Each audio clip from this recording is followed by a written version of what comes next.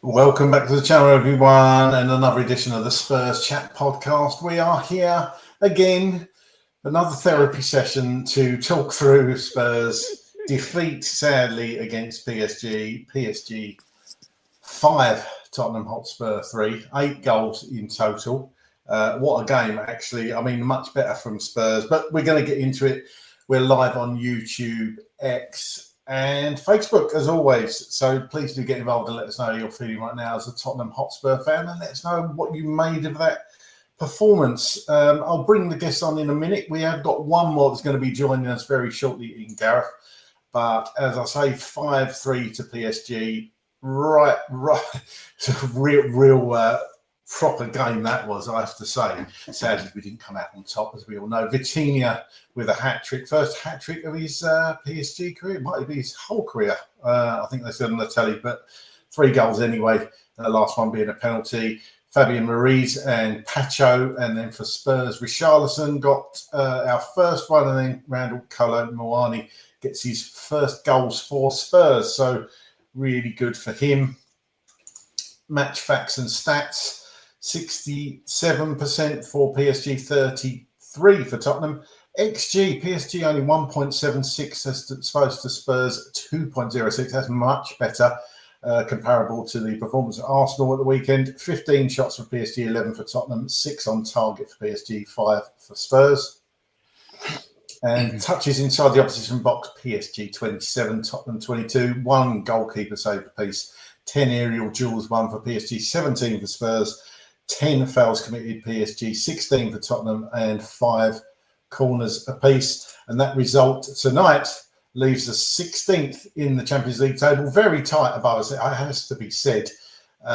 Liverpool just a point above us. Obviously, they suffered a heavy defeat themselves tonight at Anfield. So it still all is to play for, well above the, certainly positions-wise above the 24th, which of course is the lowest you can finish to progress to the knockout stage, but we want to be in that top 8. Are we going to get there? Well, that was on paper anyway, our hardest game, I would say. But you never know with Tottenham. You never know what you're going to get. And Ricky, how are you? I'm good, my friend. It's good to be back on with you, and you, Luke, as well, my friend, and all of you beautiful people around the world. Champions League, wow. Well, the thing that I can say tonight that I'm pleased that we saw a reaction and we saw some character from the boys. Didn't go our way, but we're going to break it down and hopefully pull out the positives from what was a 5-3 defeat tonight. Yeah, there was some positives, I have to say, which we'll get into, obviously. Luke, how are you? Before we discuss the match incidents and everything, how are you? I'm good, thanks, Craig. Thanks for having me on again. I'm so conflicted after that though. Following Sunday, so there is a lot to go over with that, because I've come out of that game feeling very confused about how I feel about everything now. So I'd be really interested to hear what you guys think as well. Yeah, there is certainly a lot to talk about, isn't there, Ricky? So give us your overall feeling on the game, how you're feeling about Thomas Frank, about the club, about the players. Go for it. Give us one of your famous monologues. I mean, not too long. No, you know what? Tonight, especially after Sunday, tonight at least we saw a response from the boys. We saw some character in them to come out and at least compete and show a bit of their worth, especially in the first half. They've done some good stuff. When I first saw the lineup, I was a bit confused, and I think confused was the word of the night, really. I still don't know what formation we went out in, or what formation we was throughout the 90. But you know what? For the first half, there were some real positives. We flooded the midfield. There was overlaps. There was rotations happening. There was a lot of control. They didn't look like they were scared to pass the ball, and we was getting a lot more time on the ball. We, the Gray and Bergvall, the young ones coming in, definitely brought some some energy and some youth and some exuberance to the game. So at least we saw a bit more thrust going forwards, and that the boys in general were looking to pass forward, especially within that first half. And there were some really nice patterns of play. To almost have two up front. Again, I'm very confused of what we was doing, like formation-wise. But at times it looked like a 4-4-2. Or at least a two up front at times. And having Colo and Richie up there battling off and linking up together, that was something we haven't seen and we haven't been able to see. So, that seemed to be working, them two having a bit of a partnership there. And all in all, like if it wasn't for the kind of last couple of seconds of that first half, it would have been a very good first half of football and a very good response to what happened on Sunday. We needed to see a response. We needed to see a response from the boys on the field, but we definitely needed to see a response from Thomas Frank as well. And he's put out a game plan. He's adapted again. And, he's gone out there to kind of make sure that we were solid throughout from top to toe. And a lot of what he was asking for tonight was working. Having Sarr back in the midfield as well, total energy box and guy that loves to play and will play wherever the manager asks him to. He definitely puts in a shift, and we could see some really good things. Bergvall, for example, continue to keep being pass forward, and look to be doing such stuff with his eyes up. But I feel that we kind of conceded the first goal in the same way that we have recently, in trying to hold on to something, in trying to see it out until half time. We've almost kind of gone into a little bit of a zone of kind of, okay, let's keep it, let's be safe, let's keep it, let's get to half time. And I think sometimes within those moments, that's when we go to sleep at times, and we then go into the half at 1-1. But loads of good things happening.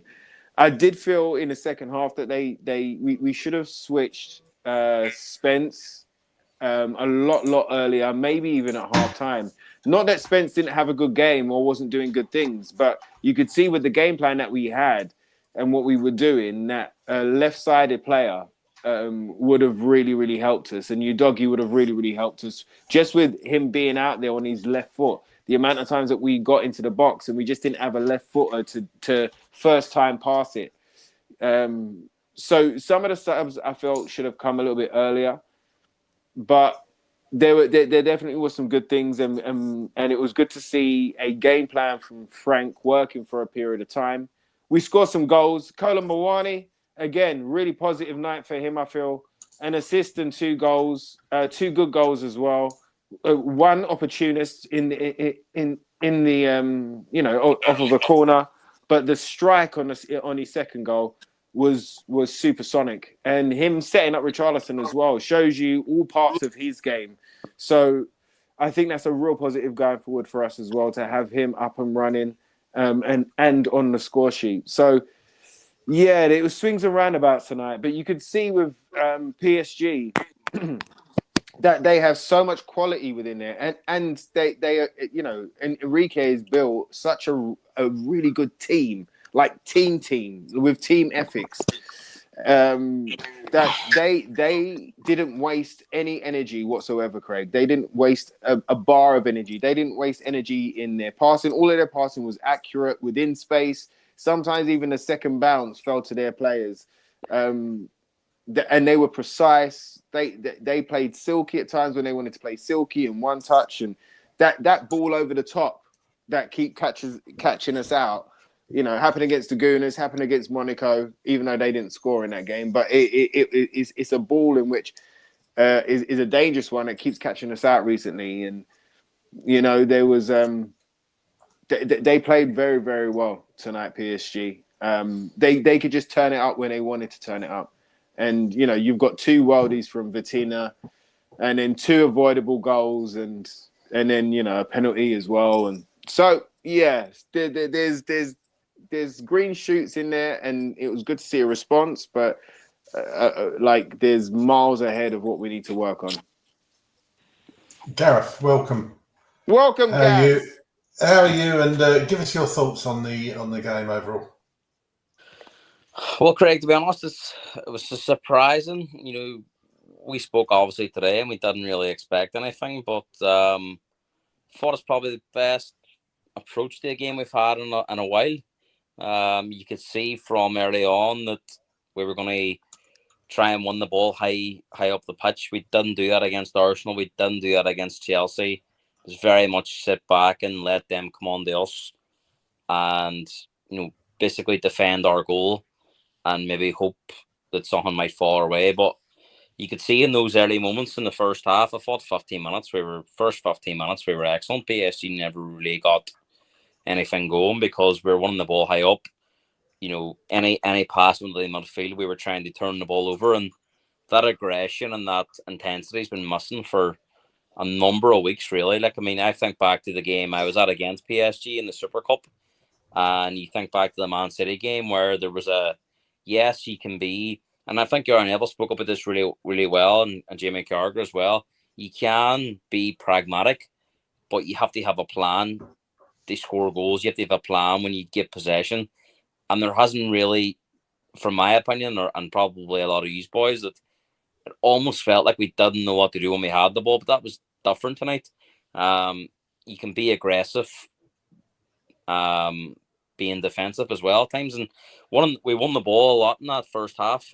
So look, from a fan point of view, I think there's a lot of positives there tonight. We played against, Ricky spoke about them, the European champions. They got to the Club World Cup final and ran out of steam. This is a top team, and you see the players they've got tonight, like Vitinha, who he knows is a superstar, scores 2 brilliant goals, and of course gets his hat-trick with a penalty.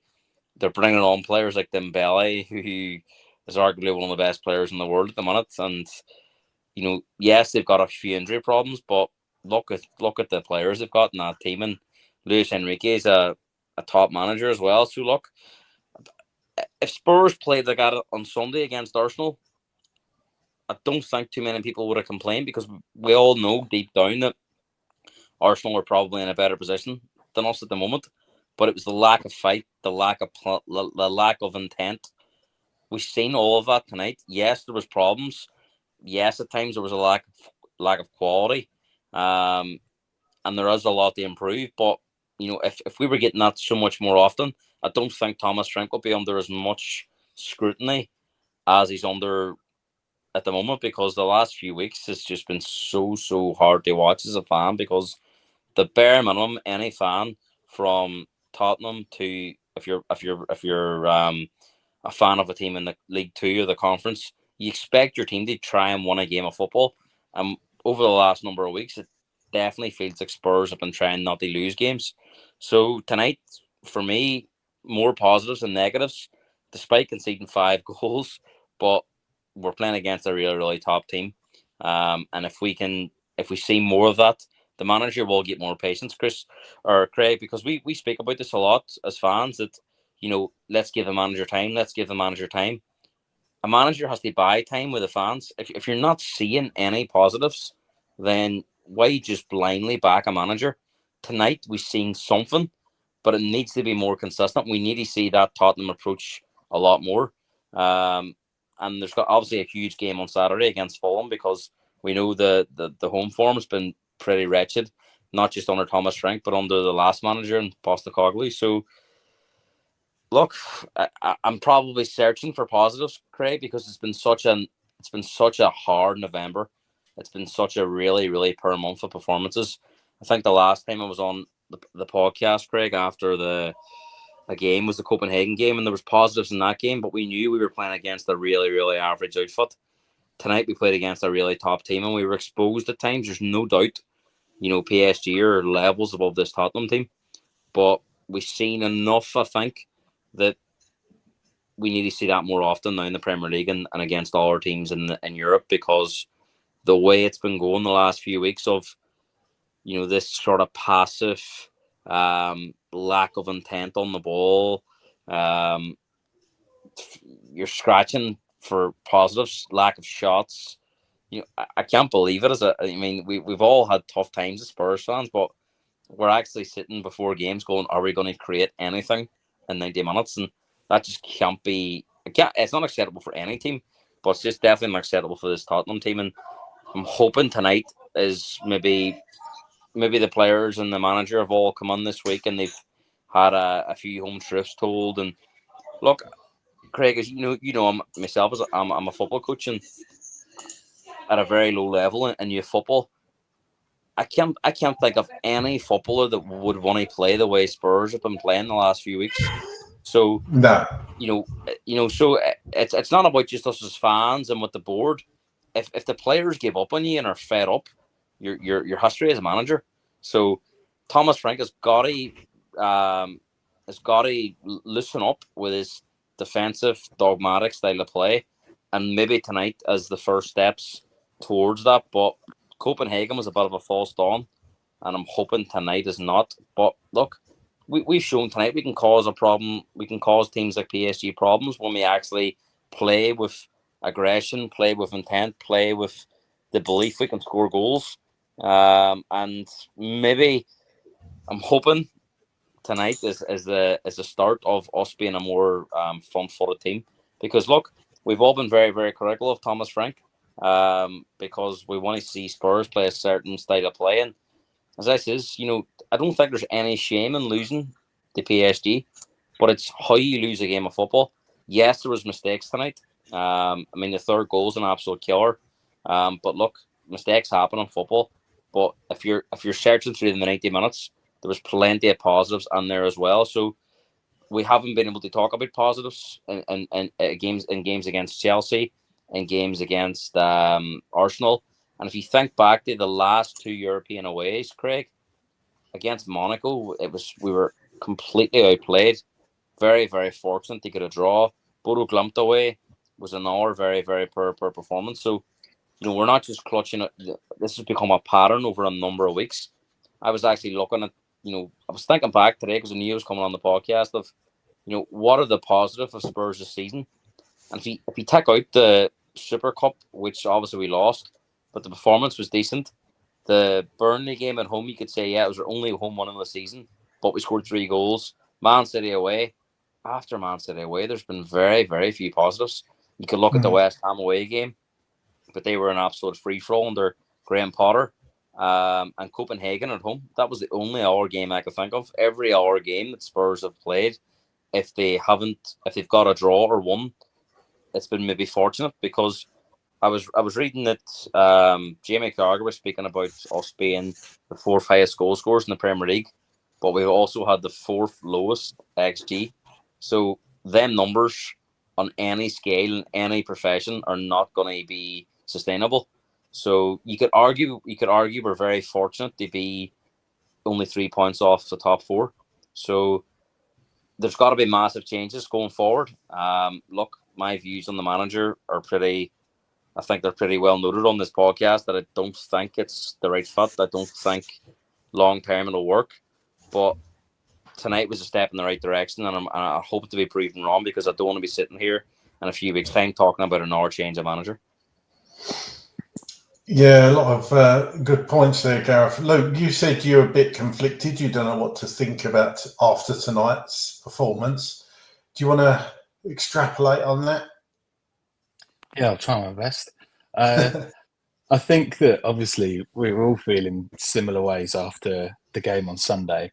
And the thing about Frank is if you listen to Jay Harris, who reports for The Athletic on Spurs, and he was for quite a while covering Brentford as well. In the pre-season, he was talking about how at Brentford, when he first came in, Frank was started by trying to work really hard to build this sort of defensive structure. And then over the years, he built layers on top of that. When they came into the Premier League, he had to go back to that defensive structure to make sure they weren't conceding lots of goals. But those tactics worked for a team that was not expected to win every week. And the problem is he's come into Tottenham and he's openly said, I'm trying to build the defensive structure. He was a bit misguided in that comment about, we mustn't forget we finished 17th last year. I think saying that. But behind that is a feeling that obviously we have. Last year, I think we conceded over 60 goals. We scored over 60 goals, but we also conceded over 60 goals. So we had a look at that and gone, well, that's somewhere I can probably fix this team. But the problem is when he's coming to Tottenham and he wants to try to create defensive solidity and then build layers later on, what's not working is that he needs to be doing both things at once. And he hasn't had to do that in the past. And I think I think slowly, tonight was an example, it's actually starting to click with him that you can't do that. You can't just say, I'm going to make this team defensively solid, because everyone wants to have a pop at us. And if you look at Arsenal the other night, and it's happened a few times now, I mean, the first two goals we conceded tonight made me think of the Villa game. There's exactly the same thing, where we've got everyone back in a flat line and players who've got the ability to shoot from distance do it and score. And that you can't really say you're building a defensive structure if you're conceding goals like that. And particularly when you're conceding similar goals, that starts to suggest that you're not getting any kind of defensive structure over. In fact, people have worked you out very quickly. Sorry, so just to jump in, very, very quickly on your point. Thomas Frank done an interview when he was Brentford manager of not believing in goals from outside the box. So I don't know if that's something that he's brought into the Spurs players, thinking that not a lot of goals are scored outside the box. Yeah. And yeah, I've seen that. Is that the interview where he does the tactics breakdown and stuff and talks about it? Yeah. And I just think that a lot of people are saying they want him gone at this point, and I can see why. But I think what we need is for him to show us that he can adapt properly to the situation. The problem is that how often have you seen managers do that? How often have you seen managers go, we're in a hole, they've got the same problem happening week in, week out, let's switch it up. It doesn't happen very often. But I personally still have a little bit of faith in the fact that he has done that in his teams in the past. He has switched things up and it's worked. But he's got to start working on the sort of the attacking and the transition, because it's so poor. Today we were completely stifled, I think, at times, despite obviously having really good moments and being much better going forward. And obviously the three in the middle with Gray, with Sarr and Bergvall, man, their running power was just completely different to anything we've had in recent weeks, and that was brilliant. But we were stifled by just misplaced passes constantly. And I was watching Leverkusen take apart Man City the other night, and I was thinking about them, and I was like, they haven't got a team that's way better than us. They've got some really good players, sure, but they're not like miles and miles better as a squad than us. But clearly, these guys have worked on their transitioning, on their passes. They know where their teammates are going to be, and they didn't misplace passes at all. They were just linking up beautifully up and down the pitch, and Man City were having a torrid time trying to get the ball off them. Tonight, you see us attack. You've got people in space. Someone takes too many touches, or someone makes a pass that's too short, too slow, too fast. And that's been happening since the start of the season. So I don't know what's going on in the coaching. If Frank is doing too much work on the defensive side of the game, you get what happens on Sunday. They're so bloody focused on it that they're not thinking about how to get out. And if you don't have the ball, you will eventually concede. You're going to concede if you give the ball to your opposition as much as we did on Sunday. It was ridiculous. So tonight, much better, much more of the ball. We progressed it much better. I think you probably all saw the pressing was so much better as well.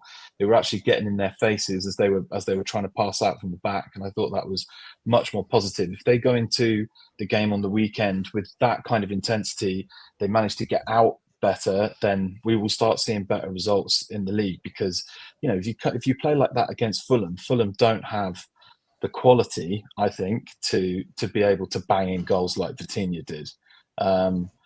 But maybe I'm contradicting myself, because Aston Villa did it. They got 2 goals from outside the box against us when we were trying to sort of sit deep. So I don't know. I'm not writing Frank off just yet. I think he's got some work to do. But the club are in a really tricky position now, because we're going into a January where we're hearing all these noises about them wanting to spend a lot of money and to really get into it in terms of buying players. If they've got a manager that they don't particularly trust, then who are we going to buy, and who are we buying them for? Are we buying them for a system, or are we buying them for the club? So I think Frank's got tonight was a good step. Tonight was a positive step forward, despite losing. If some of the things that went wrong tonight can be tightened up in the league, we will see more wins. But it's got to start happening more consistently, right? No, you're right, and obviously we lost tonight. We all know that it was a better performance, but ultimately we lost. I personally think PSG will always give you opportunities. They're brilliant going forward, and yes, they're pretty solid defensively. But you're always going to get chances against PSG. We saw that in the Super Cup, slightly different formation and everything, and the way of playing. But Thomas Frank's actually come out TNT and said, "I'm very pleased with the performance today. Was much more the identity of the team, the bravery and aggressiveness of the team." I agree with that. There are lots of positives. The two strikers scoring 3 goals between them. The whole team performed really well. The performance was to get something out of the game, but then you need to have the margins with you, but we can't concede some of the goals we did. It's probably a fair comment, one of his best comments, I think, he's given in interviews of recently, because I haven't agreed with a lot of what he said. But yeah, my opinion, I'm probably with you, Luke. I'm totally feel a bit mixed about it. So I had preconceptions. I knew in my head that I had it that we was going to lose this game tonight. Started off obviously well, and we'll come on to the goals in a minute. But ultimately, we lost the game. Very sloppy in parts. Ricky, come around to you. The lineup. Talk us about this lineup. What did you think? Because we was trying to work it out in the chat group, weren't we? And we weren't sure. I mean, Frank joked before the game that it was 6 at the back. We thought, is this going to be 5 at the back? Is it going to be wing backs? Is it going to be a 4? What did you make of the selection? Obviously, this lineup isn't exactly how we lined up, but it's pretty much like it, isn't it? It was a bit of a funny one, wasn't it? Yeah, I mean, I was confused, mate. I was confused for a long time. I didn't know what was happening where, and even when watching it. But some of that worked in our favour, because when you set out like that in the graphic that you've got on screen right now, it's almost like Bentancur screens Porro and Romero, Gray screens Van der Ven and Spence, and then you've got Sarr and Bergvall, who are engines that are up and down and travelling everywhere and trying to provide some impetus and so some kind of some opportunities for both of them strikers to strike. So that graphic actually helps me more than what I saw. But what was impressive tonight was Gray's role, I feel, because Gray kept floating throughout the field. So at times he went back into the defense to make it a back 3. Then he'd push into midfield to become a defensive midfielder and more so of a screener. And then he was pushing up as well into the 10 areas and trying and linking up with Bergvall and trying to make things happen further up the field as well. So I think he had a really positive game today, and I think that role that he had there was an interesting one, and I think that's an interesting tactic there. It's very old school Ajax type style when you've got a player doing that throughout, and it does disrupt opposition, because they're used to systems and formulas and seeing the same things. And when you shake it up with a player like that who just kind of breaks the lines and you don't know where his position is, I think that helped tonight with some of the confusion and chaos when we was in our best moments against PSG. But there is one thing that is concerning, though, is that if that is all screening and defensive, let's say, you got the back 4, Vicario, Bentancur and Gray at least, plus Sarr really, but Bentancur and Gray that are going to be screens. That is like 6 players that are defensively minded, and we let a hat trick of goals go through our middle the same way we did on Sunday. Eze, I don't want to mention it again, but yeah, you got a hat trick from the same positions, being able to run through the middle of the screens and our defense. And tonight, 2 from Vitina. Yes, they were worldies. And then you had 1 from Fabian Ruiz as well, who again, that was very kind of central. So it's something definitely to pick up on and to work on and to be aware of. But I was pleased with the response. Like I say, the fact that those 11 out there showed some character for the badge. Whether it's for the manager or not, we don't know, because we're talking about body language and, yada, yada, yada. We've been speaking about that over the last couple of weeks. But there was definitely character in that performance. And when we did, it was a silly goal to give away to make it 3-2 to them. But when we did, there was a sense of, let's get back in this game. Now, there were moments where we couldn't touch the ball, but there was an energy and there was a will to get back in the game and grab the ball back and start to make something happen. And I didn't really feel like they dropped their heads and thought they were out of it, even at 5-3. Absolutely. Gareth, Luke, either of you got any thoughts on the lineup you want to share, Gareth? Well, when I looked at it, I thought, obviously, the same as you, what formation are we going to play? But it looked very much to me like it was a 4-4-2 out of possession. So basically, when we were defending, you had obviously Richarlison and Miani as the front two, but Bergvall and Sarr come in really narrow. And if you looked what Spurs were trying to do defensively, was they really crowd that midfield area. They basically stopped any of the PSG midfielders getting any space to try and play passes. And when the ball went wide left or right, we would shift across. And then when we were in possession, it was almost like Bergvall had a free roll. So you had the three midfielders in Gray, Bentancur and Sarr. Bergvall had a bit of a free roll behind the two strikers, and he drifted a lot to the left. And obviously the two wide players were quite high, or the two fullbacks, sorry, Porro and Spence. And I thought at times the left side, probably the best game we've seen from Spence in a while going forward. Because he did seem to have a bit more of intent about him tonight. A lot of the time Spence goes backwards, plays stiff. We actually seen him beat a man tonight, running to the fullback. And we seen Bergvall obviously drifting towards that left side quite a lot. So it almost felt like in possession we had like a 4-3-1-2 with Bergvall having a free roll. And around the final third, and he'd obviously go that left side a lot. Once we lost the ball, it was very much a 4-4-2, very, very tight, where everybody basically in the centre. Apart from your two fullbacks, who obviously, depending on where the ball was, would be in different positions. But look, I thought at times in the first half we limited PSG to very few opportunities, mostly shots from outside the box. I think Ruiz had one that just went wide, and Kvaratskhelia had one that just went wide. And up until that 45th minute, that was it really. And brilliant strike from goal, and Luke's already pointed out about goals going in from outside the box, and I think that is an issue at the moment. You think about, we know the PSG play a lot of their corners short. They're very much a footballing team. They haven't really got the physicality or the height to even attack set pieces. So, I can't believe that was something that Spurs weren't advised of before the game, and obviously playing them in the Super Cup as well.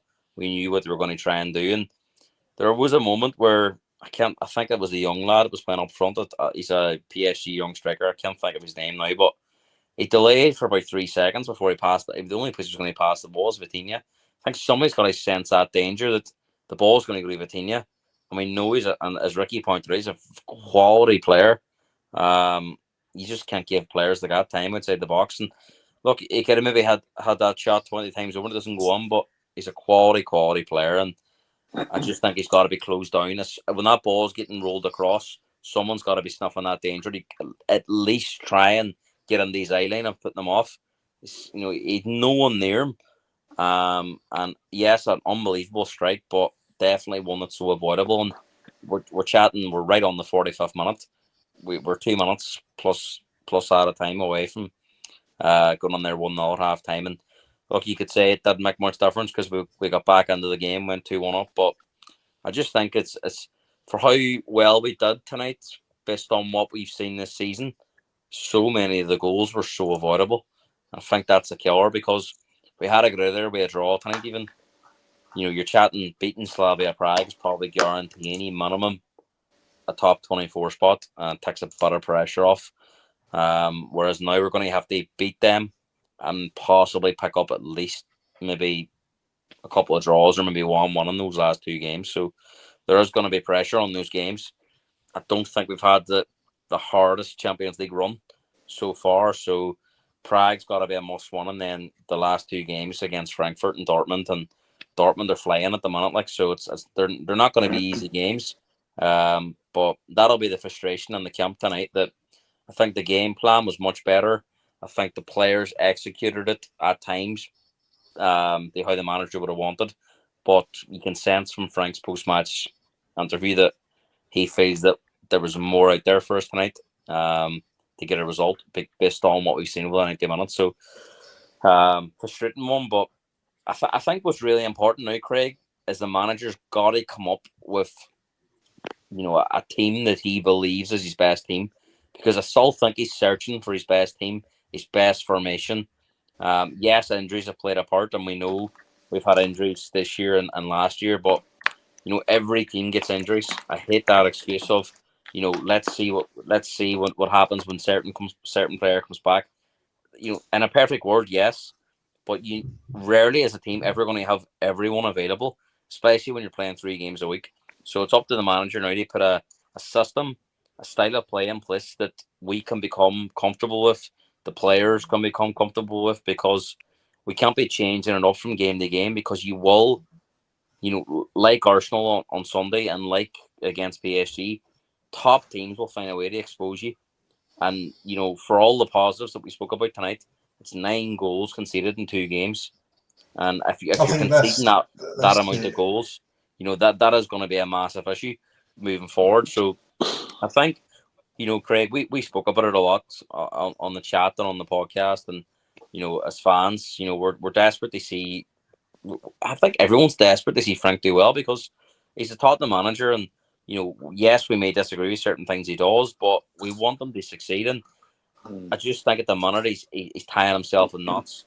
So I'm hoping tonight is something for him to consider moving forward now. And, we're coming into a very busy schedule of Premier League football.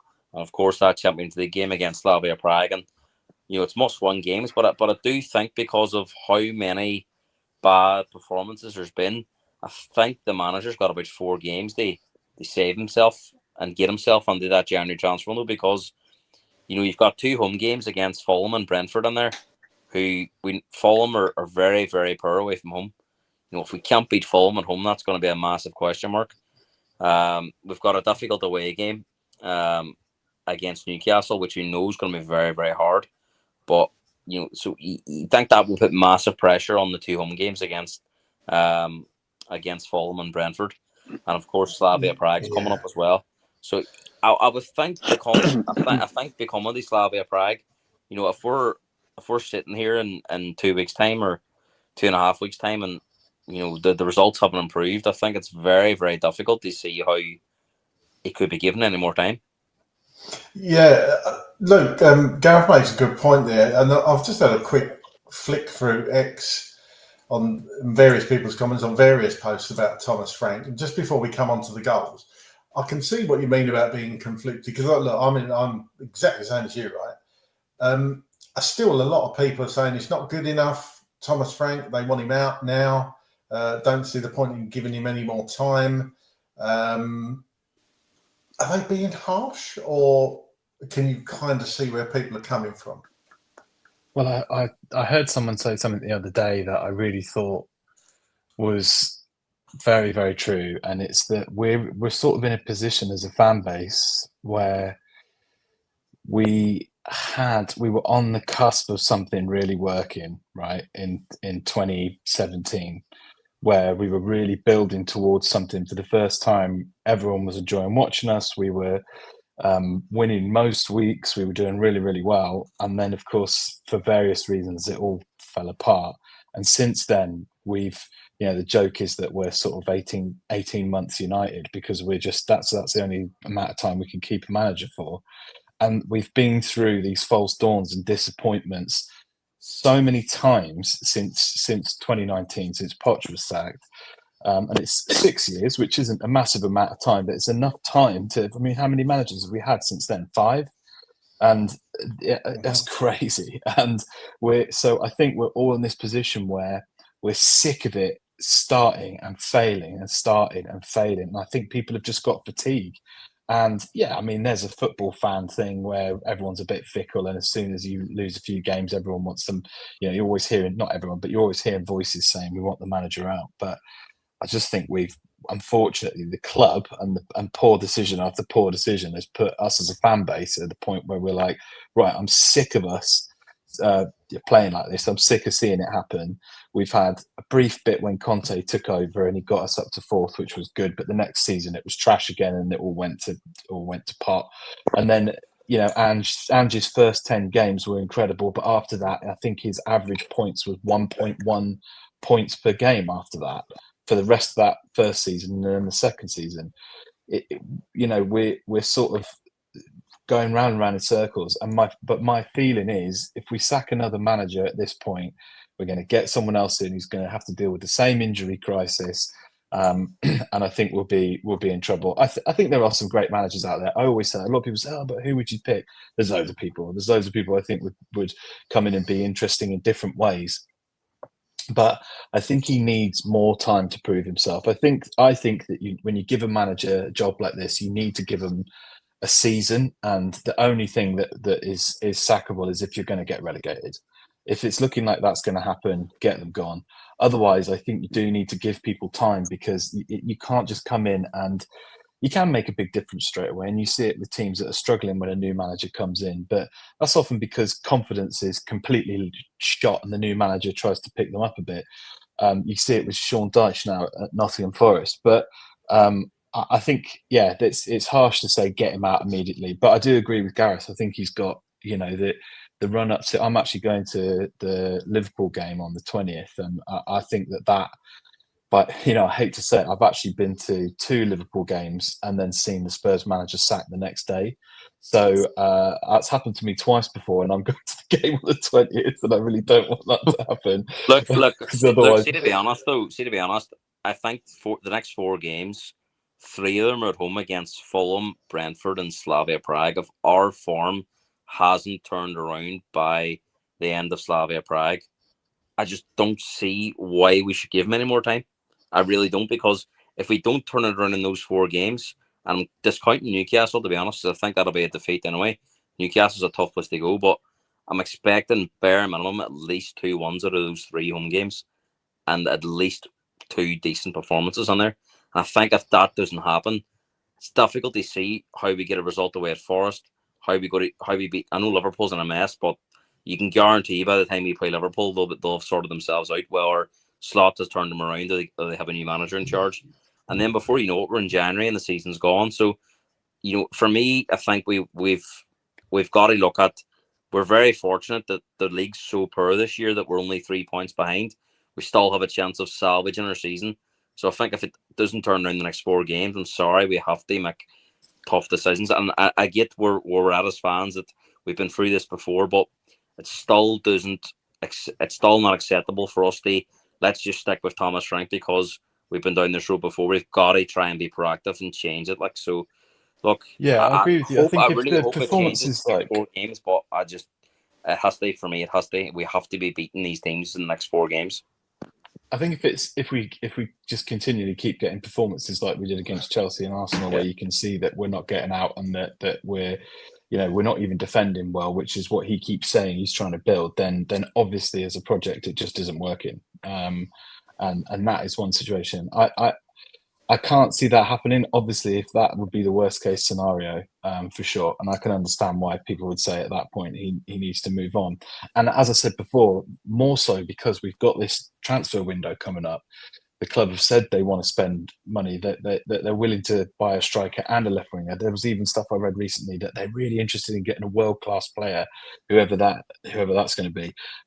You could buy that player if you want, but if you haven't got a manager who knows how they're going to fit in a system, and we saw it, didn't we, with Ange in transfer windows? He phoned people up, he phoned Bergwall up, he phoned Dragishin up, and he convinced them to come to Tottenham above Bayern and Barcelona because he said, "This is how I want you to play in my team." That's what players want to hear. No one wants to hear, "Listen, we're about to sack the manager, but if you fancy it, do you want to come in anyway? Because we'll pay you well." So if they're going to get rid of him, they've got to have a plan to get someone else in before January. It's got to be done before Christmas, really, because you can't go into January with no manager expecting to try and buy players. That is disastrous. We've actually done that before, and I think we ended up with Emerson Royal. So you've got to have a plan in place. So either they've got to say we're sticking with him, we're not changing regardless of what happens, as a board, that's not the fans' choice. Obviously, we could be as discontented as we want to be, but they could decide to do that, or they get rid of him very soon. Like you say, like I don't even think if they're thinking about getting rid of him, I don't even think it'll be 4 games. I think it'll be 1 or 2, because the kind of opposition we're coming up against, Fulham, Brentford, like you say, we have to be beating them. And if it's dire performances and they can see that the team isn't really adapting or changing, they're going to have to react quickly. Who knows what they'll do? New structure in leadership. We don't know how trigger happy they're going to be, if they're going to be like Levy or if they're going to be completely different. Very true. But I did think the other night when I was sitting there, and this isn't necessarily about Frank, but I was watching that Arsenal game and I thought Arsenal are absolutely reaping the benefits of trusting Arteta. And it's not to say that it always works, but that was an example of giving a person who had a very clear vision control of the whole thing and letting them run it for a period of time and sticking with them. The problem is the people in the club will know whether or not this manager really has the vision. From our point of view, we feel like we can't really see it because we're seeing the same problems come up again, game after game, week after week. But if they feel he's got the right vision, he can see forward. He knows what he wants to do in January. He knows where he wants to be next year, etc. Perhaps they feel more confident in him from a board level than we do as fans watching the football, because the football is bloody torrid. It's awful, and I do wonder if we had not been through Nuno, Conte and Mourinho and watching football not too dissimilar from this, despite the fact that it was more successful at times, we'd maybe have a bit more patience with Frank. But there we go. Yeah, who knows what's going to happen? But like you say, the next few games are massive. They certainly are, and you're right. I agree with both of you. Forest, Fulham's, and Newcastle is going to be a very tough game. Slavia Prague. So it could be. They may well have had the discussions already. We don't know. Sorry, Rick. Go on. Yeah, no, I was going to ask a question, but like mostly to Gaz, but to all of the gents and to the people at home as well. Is there a bit of is Frank a little bit too open and honest with his tactics? And the reason that I ask you guys is because as a coach, right? This is why I'm asking, because we've seen a couple of breakdowns in his tactics online and in YouTube videos and stuff like that, and he does seem very open and honest. And even in press conferences, if the reporter asks him a question on a certain tactic or a certain phase of play or why he done something, he does kind of he's open to being truthful about those responses. And is that too open and honest in the sense that we're giving too much away? Or the question is, guys, or is that so basic, like when you watch us as a coach sort of thing, that any coach or any analyst is going to see those things that he's saying, so he's not really giving our game plans away? Do you understand what question I'm trying to ask here? Yeah, Gareth, before you answer, can I just jump in? Go ahead, Greg. It's been 50 minutes and we haven't even discussed the game properly yet. So any answers people give, could they keep them concise if possible? Because we do need to. I don't really want to be sitting here all night, as lovely as you all are. Thank you. I'll try and keep it short, Craig. I get what Ricky's trying to say. I think when a manager comes in, Ricky, right, any job at any level, whether it's youth football, amateur men's football, semi-professional or professional, I think within the group, after those first few games, first few meetings, training sessions, there's a clear intent of how we're going to play, how we're going to set up, how we're going to be on and off the pitch. And I think, what we're seeing under Thomas Frank is basically how he wants it, because the players are trained every day in what the manager wants. So yes, he'll say things to the media that he may say differently behind closed doors. Of course, that happens all the time. But I don't think the Chelsea and Arsenal games are like massively freak results in terms of, that's not what we tried to do. Because you think about last season, Ricky, right, of how we were playing as a group. We were very open, very attacking. We're going to try and outscore the opposition. But we've went completely the other way. So the players haven't just decided to start doing this. They're being instructed how to do it. They're training in shapes of we're going to try and limit the opposition. But I think what's got lost between the coaching and the players. And look, maybe the players are maybe not understanding the tactics as well, but that is the manager's responsibility to be clear in his direction. There seems to be a real focus of what happened last season of us conceding 60 plus goals, like Luke said, is not happening again. We are going to be very tough to beat. We are going to get men behind the ball, and we are going to make sure we keep clean sheets.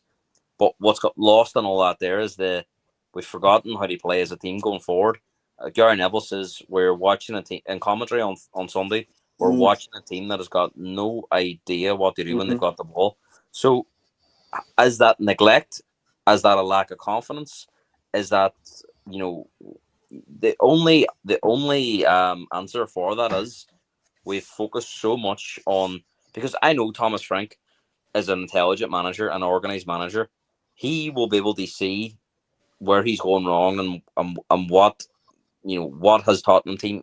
He does not want that Spurs team to be what it was on Sunday, a team that is so camped back in their own half, and literally can't get out. But I think he's put so much focus on being structurally good, structurally defensive, that he's lost all that sort of attacking output. And at the minute, you can't just turn it on like a tap. It's going to be very, very difficult to get that back. And I think it's gone so far now that he's lost a lot of the fan base. It's probably come down to now he's got 3. And I think that's probably why tonight we've seen such a different Spurs team. I think there's probably been meetings this week happen, seen the players, the manager, and I think Thomas Frank knows. And let's be honest, Spurs are a sacking club. They do sack managers a lot, and he will know, judging by the fan reaction, especially in the home games. The North London derby, losing in that way. I mean, I've seen Spurs very much from a young age, but I've seen the Invincibles come to Spurs and Spurs have a go at them. I remember us losing the game 5-4 when Arsenal were absolutely flying, and they were one of the best teams in the league at the time. And this Spurs team are a lot better than that Spurs team were, and yet we got absolutely dominated. So I think the next 4 games will tell us a lot about how Thomas Frank's viewing the situation, and let's hope deep down that he can turn it around. Thanks for that short answer, Gareth. Lovely, thank you. Thomas Frank, very quickly before we come on to the game, he said, tonight we saw much more character, personality and aggressiveness. I'm pleased with the performance. It was a reaction I wanted from the players, from the team. We've been working very hard on that, the players, the staff and me, to make sure we responded well and bounced back, because it's crucial after a bad display. So, right, I suppose we better come on and discuss the goals tonight. Ricky, no, I thought, who was we with? Yeah, let's come back to you, Rick, actually. Was it Luke? Sorry. Yeah, go on then. Luke, you can take the first one. Fabian, on 8 minutes, Fabian shoots just wide for PSG. Spurs started really well, I thought, to be fair. 18 minutes, Kavakashvili, if I've pronounced that right, shoots wide. Cracking player, by the way. Absolutely love watching him. Good start by Spurs. I've written down here. And on 35 minutes, Luke, talk us through this goal. Richarlison scores with a header. Bergvall, lovely flick to Gray, who crosses to Moani, who heads across to Richarlison, who heads it in. What did you make of this goal? I thought it was a really good team goal, this. Yeah, it's brilliant. And that's what I loved seeing about Sarr, Bergvall, Gray. A lot of people are always obsessed with, and understandably, who's playing 6, who's playing 8, who's playing 10.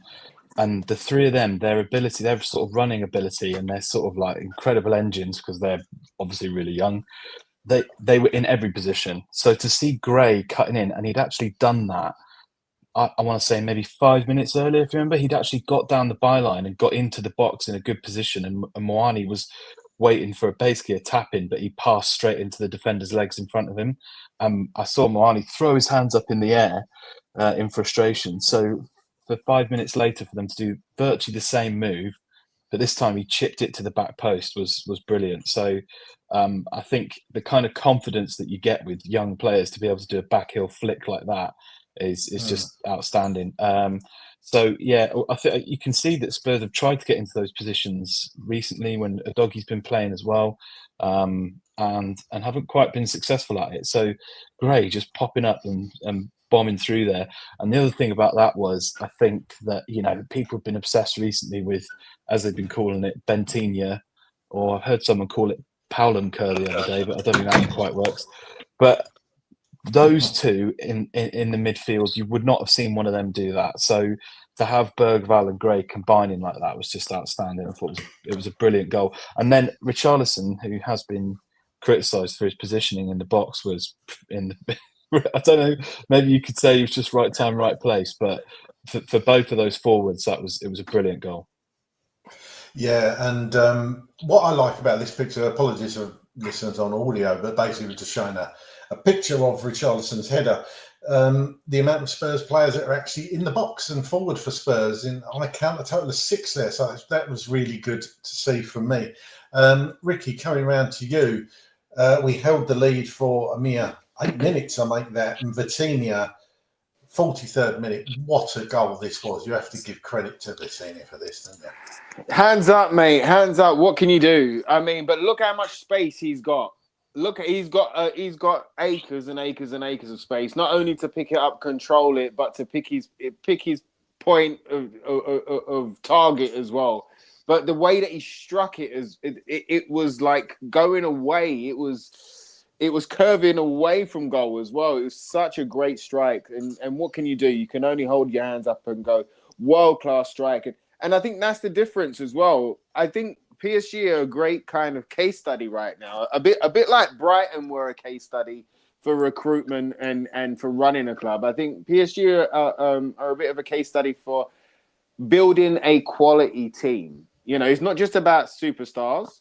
It's not just about, the guy with the most amount of wages, but it's about building a team of high quality that want to be a team with a manager and a vision and a way of playing which like runs throughout the club, and we've had periods of time where we've had that, and we've seen what that's like. And ever since Mr. Poch has left, it's been it has been a bit of a roller coaster of a ride of what Tottenham's going to show up and what Tottenham we see under this new manager.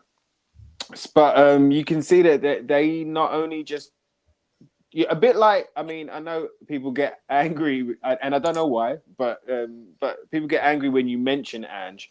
Remember, he did win us a trophy, but I loved what he used to say about players and recruitment, and there's not too big of a jump between quality. It's mostly about character. Character is the one that's most important, and those that want to work as well as have got God-given talent, those are the ones that reach the heights and stay there for a long time. And you can see that PSG have collectively built a side, a young side, dotted with amazing world-class talent throughout it. And it's growing. It's growing season by season, week in, week out. It's growing. And that's a great way of kind of looking at a side going, okay, cool. You can have it. You can almost have it all, which they had tonight. They had solid defensive, even though they conceded 3. They're solid defensively, and they've still got Hakimi out as well. And you could see how what that midfield was like. That midfield was world class by itself, just in the way that they passed the ball, let alone done all the faculties of what a midfielder should do. And then the link between the midfield and the up front and their attacking play was, like I say, it wasn't panicked, rushed. They wasn't fearful ever. They didn't get upset when they went a goal down, nor did they feel the pressure from the crowd. What they did have was pure confidence within the way that they play and every man that was on that field alongside them, that we will get back into this game and we will make it happen. And they done it with pace, mate. And I'm not talking about blistering pace. They done it with doing that messy thing where, he can walk and pick a pass, and every single pass was to the feet. It was accurate, so accurate. And if it bounced to them. If it was a contestant between two players, it favorably bounced to a PSG guy who knew how to control it and then find another one and create an attack within 2 passes. They got in behind us when they wanted to, and they upped the gears when they wanted to. And that's the level of play where, yes, we're miles off it. You can see the difference between quality, character, and a coach who knows what he's doing with a bit of time and where we are right now. We've got there's good fundamentals. There's good youth. We've got good youth within our squad as well. But we know how much we need, like some proper quality within that side, and look how it can grow. You're right, because I think the word I was thinking, they didn't panic at all at any point in that game, PSG. Never. And the amount of through balls they played through, some really lovely one-touch through balls with people bombing on. You're right, getting in behind us. It was really good to watch, I must admit. I mean, even though it was Spurs' detriment, But sorry, Luke? I was going to say about Vitinha and the recruitment. He was playing for Wolves 4 years ago on loan, and they decided he wasn't good enough and sent him back to Porto. So, just goes to show. Would you mind putting up the picture again, just quickly, the first one for their first goal? Because I was just going to point something out really quick that is frustrating. If you look at where in the centre there, where Richarlison and Romero are. Obviously Richarlison is just standing in no man's land. I don't think he's tracking anyone, because if you look at the number of Spurs players and PSG players, I think he's just completely on his own. And then if you just click to the next one, and you can see that Romero realises before anyone else that Vitinha is going to shoot, so he comes bombing out, and obviously Richarlison sees him go past him, so joins him. So someone should have probably been in the D there, waiting to sort of disrupt someone from being able to do that. And my worry is, going forward, is the captain or someone else in the dressing room going to get after them about that and say, this is not the first time we've all sat back in a line when we don't need to be there, and whoever it's supposed to be breaking the line and pressing is not doing it. And that's what sorry, it's a quick point, but that's what I'm a bit concerned about going forward. And that is a player issue, and it's also a coaching issue, isn't it? It is a very valid point, Luke, and you can see that is a coaching thing, because obviously they're standing pretty much where he told them to. He clearly told them to ignore the players on the edge of the area, I would say, because you would say, right, if they get in that position, there should be somebody on the edge of the D, like you say, or in the D. So yeah, I mean, perhaps the players switched off. Who knows? We will probably never know. Gareth, to come around to you, second half, Kolo Muani puts us a goal in front. Porro corner. Richie keeps it in play really, really well, I have to say. Gray has one cleared off the line. Hits the crossbar, I think. But it comes back and rebounds to Kolo Muani, who scores a really good volley. Talk us through this goal. Well, we know, obviously, from the Super Cup that PSG are vulnerable from the set pieces. I mean, that was two of our 2 goals in the Super Cup, and kind of felt like every time we had an opportunity tonight to get, when we had a corner to get the ball in the box, that PSG were going to be nervous. And it's I was reading their record from conceding set pieces isn't great, so you could see that they were uneasy whenever they give away a corner as well. And I think the first one just got cleared at the near post, and I was kind of thinking to myself, put this one towards the back post and we might have a chance here. And we did well to keep it alive. And honestly, I was celebrating because I thought the goal the first time was going on, but the defender did so well, they had it under the bar. But it was an emphatic finish. I know Marquinhos directed it into the goal, but Muani had it really, really well. And I know he went on to score a second goal, but I think that's great for his confidence tonight. I thought he did really, really well. And I think we're threatening to see, we're seeing something with him, that there is a player there. And I think hopefully those goals give him the confidence that he needs to go on and score a few more, because, look, Craig, I know you've got your opinion on Richarlison, and I know he scored 3 goals in 3, but I think every Spurs fan knows he's not probably the answer, and we do need something better in that area. And look, it'll be very difficult to do that in January, so let's hope Muani takes those goals now and I can get on a bit of a run and stay fit, hopefully, and I can be Spurs' leading number 9, because I don't envisage we'll play with 2 strikers every game. But look, brilliant finish, bit of a snapshot, striker's instinct, and look, I've seen players wear those, when they have injuries, and I mean that looks like one of the more uncomfortable ones, kind of around his chin. I don't think it'd be the easiest to play 90 minutes with, or the best part of 90 minutes with. So no, credit to him, and thought they'd done really well tonight. Of course, they would have wanted to prove a point to PSG, and you kind of thought at that point, getting out of half time, the way it went down at 1 each and conceding late in the first half, let's kick on, but it just wasn't to be. But no, look, if somebody had a system, he'll score 3 goals in Paris tonight, I would have said no chance. But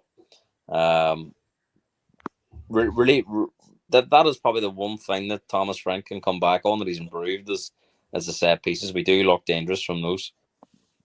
We certainly do, yeah. And, you could see it was well documented, as you say, that PSG aren't very good for defending set pieces, and we made the most of it.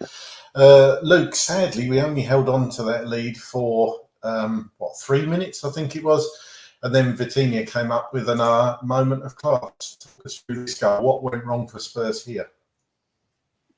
I think it was not too dissimilar. Obviously, it wasn't a set piece, but it wasn't massively dissimilar to the first goal in the sense that at this point, you think obviously he's got a bit too much space. Maybe he's going to shoot from there, but that's not where he shoots from. He ends up taking a touch, and he takes 2 or 3 touches across the front of the box. And you can see in this second picture here how those 2 players, I think it's Bergvall there, and Spence, one of the midfielders, well, which I think is Bentancur.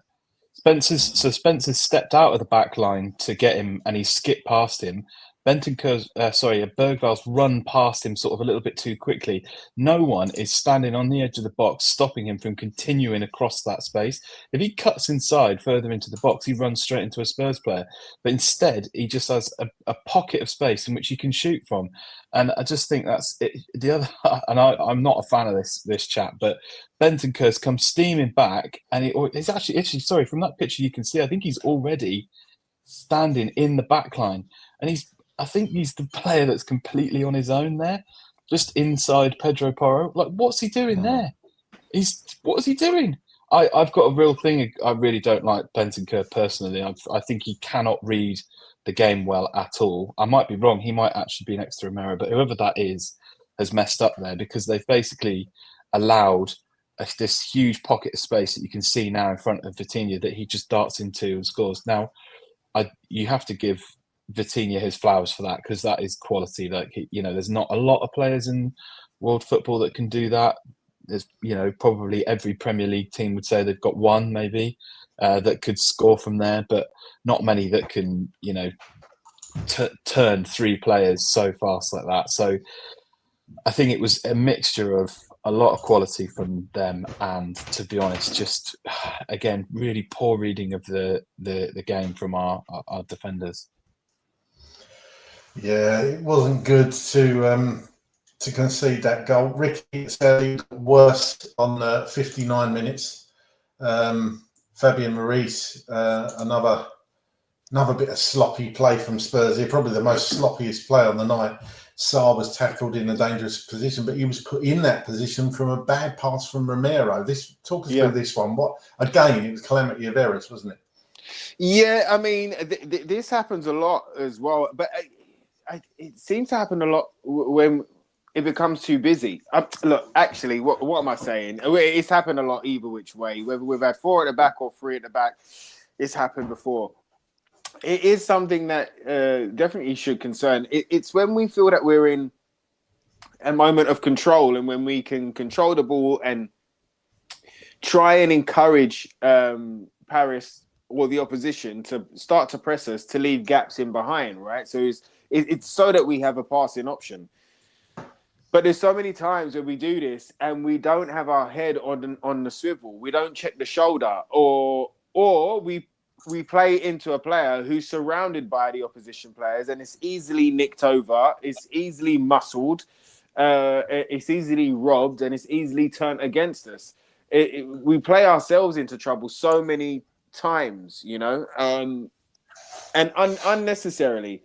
But that's a big difference between, like I was saying there, about PSG and their decision making, them not panicking, having and knowing and believing in their plan, and us who have got a plan and we're trying to follow it. But sometimes it works and sometimes it doesn't. I mean, it was a really silly one to give away, but one that's in our catalogue to give away too. Yeah. Yeah, I mean, it was Romero's pass into Sarr, this first image. I mean, look, you could say Sarr was on his heels, but, I'm not sure what Romero's trying to do there. So that obviously put PSG in the lead. Gareth on 65 minutes. Pacho, wasn't it? Pacho scored. This is a scrappy goal, Gareth, wasn't it? This was just bad defending from Spurs, wasn't it? Look at the amount of Spurs players there in that image, and he somehow scores. It was just a mess, Craig, and I think at this point, Spurs were rattled a bit. The fact that we were 2-1 up, and within 15 minutes we were 4-2 down. But I just think the manner of how we conceded the third goal. I think the players probably knew they were going there tonight. It was going to be super difficult against the European champions. All the negativity of Sunday and previous weeks, and they find themselves in a position they were 2-1 up with 40 minutes to play in the game. And let's be honest, you could not argue that Spurs didn't deserve their lead because they competed in the game, and we'd taken our chances and probably feeling really strongly in the game. And I think if the third goal doesn't happen, this goal probably doesn't happen. I just think at this point, the heads were kind of away, and I was shocked, Craig, when we went 3-2 down that the subs didn't happen right away. I think that's the one thing that Thomas Frank got wrong tonight. I don't want to come on here and be super critical of him, but because I think the team was set up a lot better tonight, and take away of all the things I've been saying about Thomas Frank and the disagreements I've been having. And look, I'm not totally convinced that he'll be a Spurs manager next month or so, but I still want him to do well, and I still want him to succeed. And I have to say that he gave me more hope as a fan tonight going, when the game started, that because I had no confidence going into the game. And I just think at 3-2 we needed to have the subs on right away to change the landscape of the game, because at that point PSG were in the sentence saying, obviously you haven't got the pictures there, Craig, but leading up to the goal, there was a few scrappy bits at the fourth goal. I think it ended up being shinned out for a corner. At that point, we tried to play out, and I think it was messy, and I just think somebody shinned it out for a corner that went in for the fourth goal. And I just think at that stage you could see that it needed changes, and lo and behold, the changes came right away after the fourth goal went in. And I was at the Aston Villa game, Craig, and look, I'm not saying this is totally down to it wasn't the fact that no subs were on, but Luke pointed it out about the Buendia goal against Aston Villa outside the box. Thomas Frank was talking to the players or our coaching staff for nearly 10 minutes to try and get them on when you knew the game was getting away from Spurs at 1-1. And again, the goal went in and they were coming on. So I do think they're hammering them with instructions. Too many instructions sometimes. The subs need to be happening quicker when you can see the game's getting away from me. And let's be honest, yes, we got back and did a 4-3, which we'll talk about, but we knew at 4-2 the game was done. We were never going to be able to turn it around from 2 goals behind. And look, we can point out that the goal's avoidable and it's sloppy defending and stuff, but I just think the lead up to the goal could have been avoided if we had made those subs a bit earlier. And you could see the players retiring too because they put in so much effort. And we speak about the high press in the first half especially. So it was never a game that we were going to be able to see out with 11 players that were on there. And I just think at that stage, the manner of the third goal probably had an impact on that fourth goal. Yeah, I agree with all that. You can't accuse Spurs of not trying tonight. They certainly put the effort in. Luke, just coming around to you for 4-2 at this stage, but Kolomoani scores his second goal. Great pressing by Sarr, wins the ball back, and Kolomoani does the rest. This was a good goal, wasn't it? Yeah, it was good to see because I don't know. I just don't think we've seen a lot of centre forward play like that at all, really. Since while Solanke's been injured. In fact, even Solanke hasn't maybe had as many opportunities to do it himself. So, you might argue that the bounce off the legs was fortunate, but he touches the ball in that direction and he keeps going with it. He's sort of aggressive and pushing forward, and it's a nice finish in the end. But it comes from the press. And I was just thinking about when you were just talking about that fourth goal. I think the third goal, from for the psychology of it for the players, and maybe this is inexcusable for professionals, but you've worked really hard, you've done really well to get a goal up, and you've been pegged back, but then you immediately go behind from a completely senseless error. When we were analysing the first 2 goals we conceded, they were poor, but they were also high quality finishes, whereas the third one was pathetic. And I was pleased to see that some of the players on the pitch for this goal, our third, it happened because some of them were still giving a bit of intensity and trying, and that was good to see. Yeah, absolutely. Well, Ricky, the final goal. Well, actually, we had a couple of substitutes. Gareth mentioned there, 76 minutes, so 3 minutes after Kolomoani's goal, Graham Bergvall came off for Paulinho and Kudus.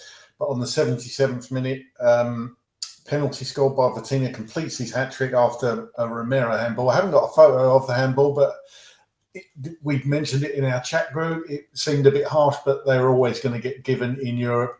And Vitinha slotted away the penalty really well to Vicario's left. He dived the wrong way. But yeah, that was certainly game over when that went in. But just quickly, Rick, what did you make of the handball decision? Yeah, it was a handball, bro. In the sense of he was falling. It was one of those that Romero does sometimes. And to be fair to him, the majority of the time he does manage to somehow get his hands behind his back. But it was one of those where he was almost lunging towards the ground.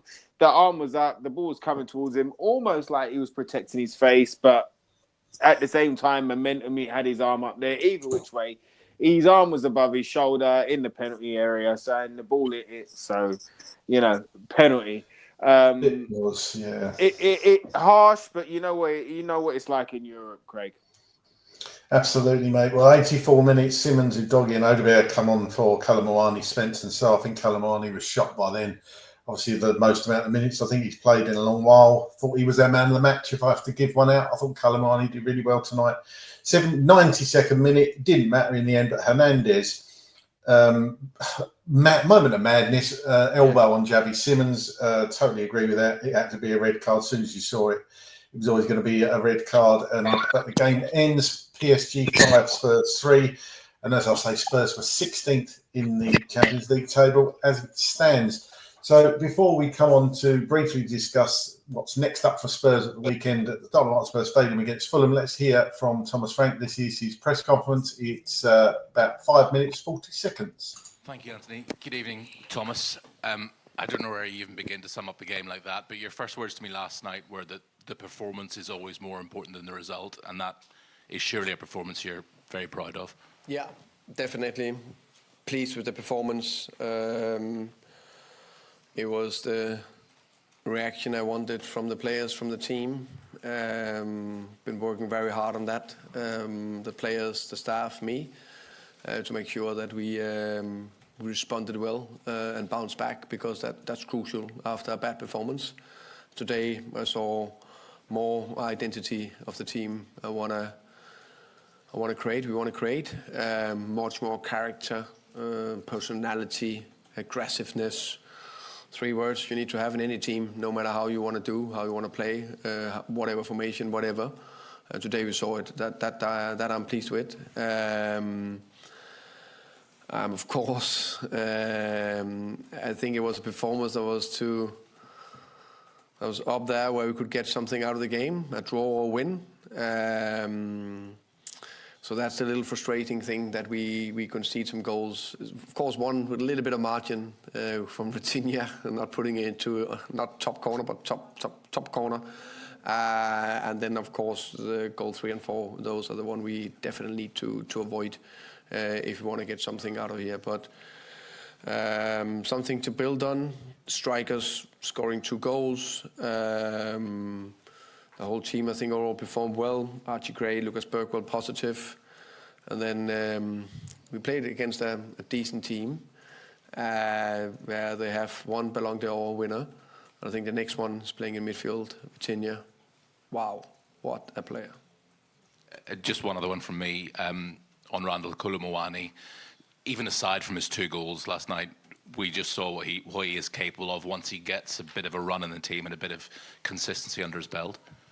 Yeah, definitely. I think today we saw what hopefully we can expect. I think even 2 goals and assists every game is probably too much. I would love to get that every single game, but as I said the whole time, he came in late with no preseason, not top fit. Had 2 setbacks, especially with the dead leg and then the broken jaw. Today we saw more of it. He's still not top fit, so hopefully will come even more. Thomas, you mentioned Archie and Lucas there. I mean, how impressive is it for 2 19-year-olds to come to a place like this and play with that kind of fearlessness? Yeah, definitely. I'm very impressive. It's two young players. Said from the beginning, I believe a lot in. Archie was there ready before Monaco, and then unfortunately picked up the calf injury. So we've been waiting for him to be ready again. And today he showed a lot. And the way the 2 of them set up the first goal was also joyful to watch. But mobility, technical, ball handling, mentality, character, I liked it. Tell us a little bit about your formation tonight as well, and especially that way that midfield worked. Yeah, we as you can see, the game plan was to really get after PSG, go man. Everyone who's followed me just a tiny bit know that's what I want. I was much more of the identity, that aggressiveness, dynamic into the team, and to do that against PSG that is that fluid and that mobile all over the pitch. I thought we need a more running, full, powerful midfielder across the midfield 4. So yeah. Tom. Hi Thomas. Just sort of linked to that the team seemed to be much more threatening in attack today. You create a lot more chances, a lot more fluidity. What do you kind of put that down to? I think a combination of a good response so we had a good performance, so we simply just performed better. I also think that it was a more open game, so when you face teams that is banged in, you probably sometimes meet a little bit different. Today was more open, and that way we can use mobility of Archie, Lucas, Pape, and then the 2 strikers that work well together. Jay. Hi Thomas, I just wanted to ask you about the midfield again. I think it's only the second time this season Lucas, Archie and Pape have all started a game together, and the first one was against Burnley. What made you decide that all 3 of them, because they're a very young trio, could start this game together and all work together? I think the main bit was a little bit the game plan that we wanted 4 running midfielders, so not a winger, or not just because the dynamic to follow their man in the man pressure.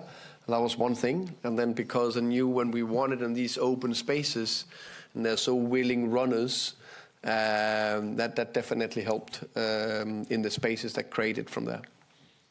Okay, thank you very much. Thank you. Thank you, guys.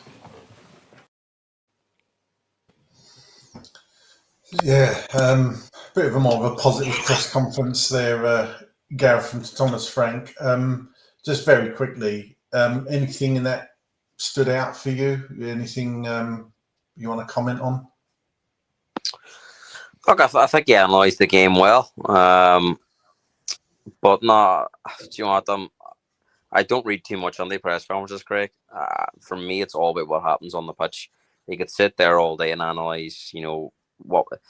The one thing that worries me going forward is I think he thinks that is acceptable, losing the PSG 5-3. That is the one thing that worries me, and I've heard him say about this before. About playing top teams, and it's always going to be difficult. And I hope tonight he doesn't think, oh, that was a good result. Only getting beat 5-3 in Paris, or lose by 2 goals, or we scored 3 goals out there, so it's a positive. No, we still lost the game, it's a positive because of where we've been, but that's mostly down to him and his team of how we've been feeling as Spurs fans. So, there's no getting away from the next few games, like we've spoke about it earlier on, is massive for this manager's future. We can't be sitting here in 2 weeks' time, sitting here 1-1-4. I think it's 2-1-9 now, but if the next 4 games, 3 of them are very, very winnable at home.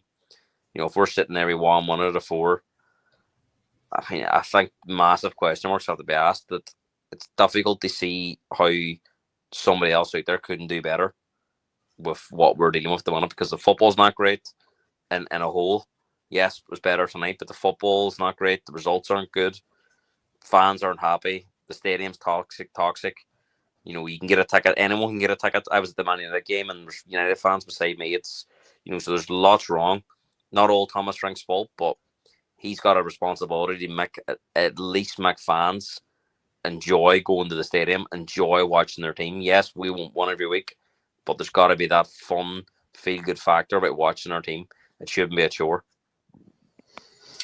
Yeah, absolutely. Well, next up for Spurs, as Gareth said, is a home match on Saturday at the Tottenham Hotspur Stadium, 8 p.m. kickoff against Fulham. Results at home against Fulham. Horrible kickoff time, by the way, 8 o'clock on a Saturday night. That's probably why there's a lot of tickets available as well. We've played 18 out. This is all stats from our home games against Fulham. We've won 11, drawn 5, and lost 2. Fulham haven't won at Spurs since their 1-0 win in the 2012-13 season. During the Premier League era, Spurs have scored 30 goals and Fulham have only scored 11 at Tottenham. Top scorers, if you're interested, at Spurs in this fixture, or believe it or not, Muniz with 3 and Defoe with 3. So that goes back a long way. If you take it across the whole games at their place and ours, I think Harry Kane's probably the top scorer. Luke, just come round to you on this. What's got to happen in this game? How do you see it going? And give me a score prediction. I think they've got to be as aggressive as they were tonight again. And I'm fascinated to see what he goes with in terms of the lineup. I think if he wants to be aggressive again, he can't play Palhinha and Bentancur. I think that he's got to attack it. I thought tonight's formation was fascinating, but I don't know if it was what was that expression he used when we first played PSG in the Super Cup? Was that a special operation or something? I don't know if that's what tonight was and why it was different to what we'd seen. But I want to see them play on the front foot. It's very similar to what Gareth said. Really, it's not just about being entertained, but also seeing them actually have a plan to go forward and attack. It seemed to me that he left a few people on the bench and didn't bring them on till late because he's trying to keep them fresh for Saturday. I think he's probably more keen to win on Saturday, which obviously is not a brilliant mentality. You want to win every game if you can, but if you're going to pick a game you think that's more winnable out of the two, it's going to be Fulham, isn't it? So they're not an easy team to beat. I was there last season. It was 2-1. And we were 2-0 up, and it was early on in the season, and we were cruising. And they turned it after half time, and they were the better team for the second half. They scored, and they were fortunate not to get an equaliser. So they'll turn up. They'll make it difficult.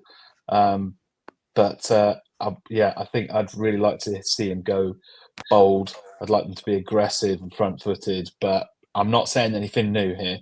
This is what we all want from them, really, and they're just struggling with it a bit. So the selection is going to be key. I think we'll actually get a win, but I think it'll be tight again. So I'm going to say 2-1. Okay, thanks, Luke. Ricky, same to you. We've got to win this game. So it is a must-win, or everything that happened today, progression-wise, goes out the window, doesn't it? And doesn't really count for much. So this is a must-win game. So give me your thoughts and score prediction. For me, bro, you're absolutely right. It's a must win, and I think Gareth brought up some great points there. It's not only this, Brentford and Slavia coming up; those are must-win games. And what we need to do is I don't want the same that we had tonight. I want more, mate. I want more. I want us to go out there and be even more aggressive. I want us to allow some of our creative play to start coming through now. I need to see a bit more aggression. And like you say, not only build on this, but take it forward. I've said build on results and performances before. I need them to take this forward. I need Frank to take it forward. I need to see us have, a proper response to this because we have turned into a bit of a joke because, again, we don't know what side we are right now. We're a bit Jekyll and Hyde. Sometimes we can play like against Copenhagen, or sometimes we can play a bit like against Man United, or sometimes we play like we're against Chelsea and the Gooners, or you get a response like tonight. So it's very Jekyll and Hyde. They need to take the good things and they need to build on them. And we can't ever really see that same type of performance, that Chelsea Gooner. We can't see that ever again. We can't see that lack of effort, that lack of fight, that lack of grit, lack of shots, lack of passes, lack of forward momentum, the lack. We can't see that again. There cannot be no drop off again. There cannot be no slip back again. Like, that's it. Do you know what I mean? You've had two. That's it now. We need to start going forward, and we need to start not just building, but growing with it now. I need to see the boys to start believing in the system and what we're doing, and Frank, and not just trying to execute a job. So, as always, my friend, I always go with a Tottenham win, and I'm going to go with a 3-1 Tottenham win. Okay, well, I agree. I think same as Luke. I'm going to say 2-1 to Spurs. I think it's going to be a tough game, though. Probably tougher than everybody might think, although we probably don't. We know it's going to be a tough game, don't we? With Spurs never gives us an easy ride. Gareth, finally with you. Well, I think it's the biggest game of Thomas Frank's reign so far. Fulham, I do the prediction show with Chris, as you know, every week, and from my memory, I don't think Fulham have won away from home all season. So, I mean, they are not great travellers. Yes, we've been paired home, but you could arguably say there isn't a better fixture on paper in terms of Fulham's away record this season. That they've struggled everywhere they've went. They're not in a great place anyway. They've not been the Fulham of previous seasons. Yes, they beat Sunderland at the weekend, but I think before that they were on a pretty poor run.